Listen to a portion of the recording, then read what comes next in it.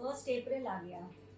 I am sure आपने कुछ अच्छा सा प्रैंक सोच के रखा होगा, लोगों को मूड बनाने के लिए, फूल बनाने के लिए। पर मेरी आपसे एक रिक्वेस्ट है, आपने जो भी प्रैंक या जो भी मस्ती सोची है 1 अप्रैल के लिए, कृपया वो सिर्फ पुरुषों पे ही ट्राई करें, महिलाओं पे नहीं। क्योंकि महिलाएं तो स्वयं ही कहीं भी कभी भी फूल बनती रहती हैं, चाहे पढ़ी लिखी हो या अनपढ़, चाहे समझदार हो या नासमझ। कभी लापरवाही में, कभी बेबसी में, कभी आलस की वजह से, कभी अनजाने में, और कभी अपने चाहने वालों की जिद के आगे घुटने टेकने की वजह से मैंने अक्सर महिलाओं को मूर्ख बनते देखा है। मेरा इशारा तो आप समझ ही गए होंगे। बंडल ऑफ जॉय, जो जीवन की एक नई जिम्मेदारी होती है, जीवन की दशा और दिशा दोनों बदल सकती है।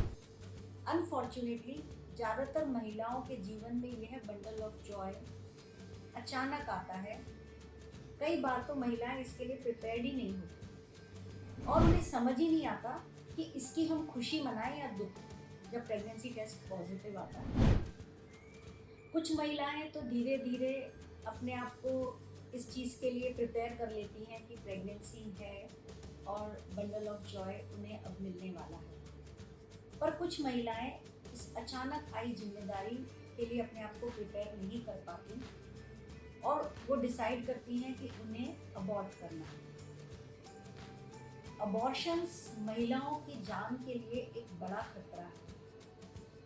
कुछ महिलाएं जो समझ जाती हैं कि अब हमसे गलती हो गई है, तो वो ये भी मान लेती हैं कि अब गलती तो हो गई है, लेकिन इस गलती को सुधारने के लिए हमें सही जगह पे जाना है। तो वो खिसियाते हुए आती हैं, सॉरी डॉक्टर, आपने तो कहा था प्रॉपर्टी लगा लो, पर मुझे घर से परमिशन नहीं मिली थी।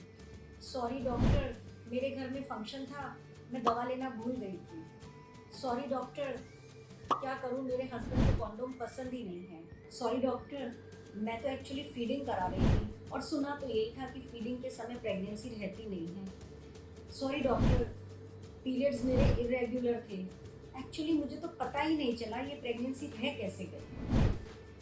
हर रोज़ ये बहाने सुनने को मिलते हैं, चाहे पढ़ी लिखी महिलाएं हों, चाहे अनपढ़ महिलाएं हों। चलिए, जो भी बहाना हो, पर अनफॉर्चुनेटली हम इनसे सीख नहीं ले रहे। कुछ महिलाएं जो शर्म के मारे या डर के मारे या सोसाइटी के डर के मारे या परिवार के डर के मारे डॉक्टर के पास नहीं आना चाहती, उन्हें पता तो चल गया ये प्रेगनेंसी रह गई है और इस समय इस प्रेगनेंसी को हम एक्सेप्ट नहीं कर सकते, तो वो या तो मेडिकल स्टोर पे जाती हैं खुद से दवा लेने, अबॉर्शन की दवा लेने।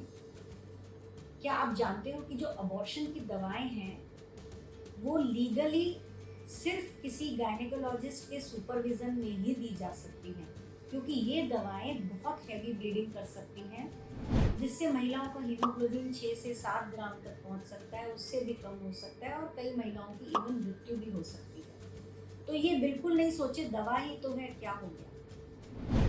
जो महिलाएं दवा नहीं लेती या जिनको देरी से पता चलता है, प्रेगनेंसी थोड़ी बड़ी हो जाती है, वो लोग किसी अनक्वालिफाइड पर्सन के पास चले जाते हैं छुपाने के चक्कर में अबॉर्शन कराने के लिए, और ऐसे में जान को बहुत ज़्यादा खतरा रहता है।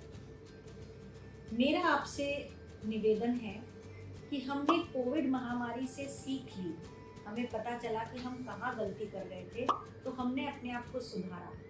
हम जो ये इतने सालों से गलती कर रहे हैं, हम इसे भी सुधार सकते हैं। मेरा सभी महिलाओं से अनुरोध है कि जब शादी की तैयारी करते हैं तो इतनी सारी शॉपिंग होती है, हम इतनी सारी चीज़ों पे ध्यान देते हैं, तो कृपया एक कंसल्टेशन किसी प्रॉपर डॉक्टर से कर लीजिए, जिससे आपको ये पता चले कि आपकी प्रेगनेंसी बाय चॉइस रहे और not by chance. So you get pregnant by choice and not by chance. Thank you.